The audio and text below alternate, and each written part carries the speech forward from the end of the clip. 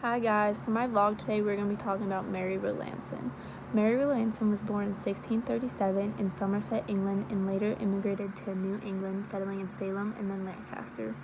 In 1656, she married Joseph Rowlandson and took the role of a Puritan wife, where she tended to her home and raised her children.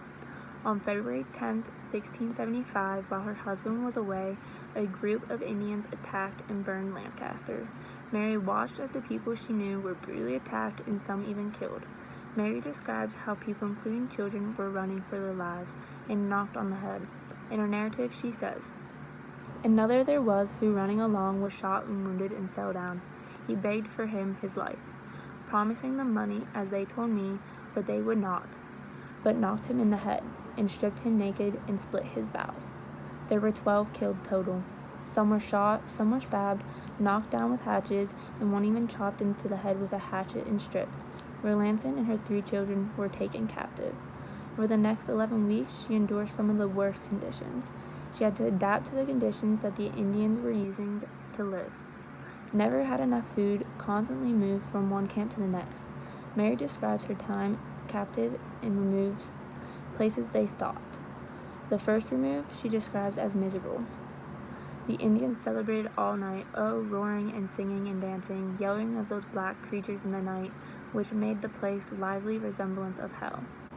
The second remove describes how one of the Indians carried her poor wounded babe upon the horse as it went moaning along. She describes how she has to sit in the snow by a little fire and how their wounds and illnesses got worse because of the conditions they were living in. The third remove, they arrive at the Indian town. About 2 hours into the night, my sweet babe, like a lamb, departed this life on February 18, 1675, it being about 6 years and 5 months old. Over the next removes, they continued to travel to different places. In this time, Mary starts to become accepting of the Indians' ways. She is no longer disgusted by their food and is learning how to get along and survive with the Indians. Finally, in the 13th remove, Mary's master says he will sell her to their husband, but it wasn't until the 19th remove that they finally wrote the ransom request. Finally, in the 20th remove, the Native Americans court agreed to release her for 20 pounds.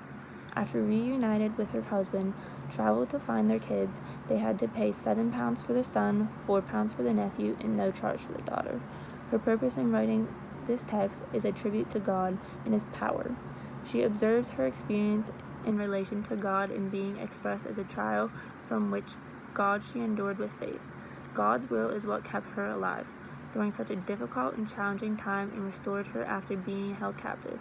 After writing her narrative, she became the founder of a significant literacy in historical genre, captivity narrative, which was also the first book in English published by women in North America.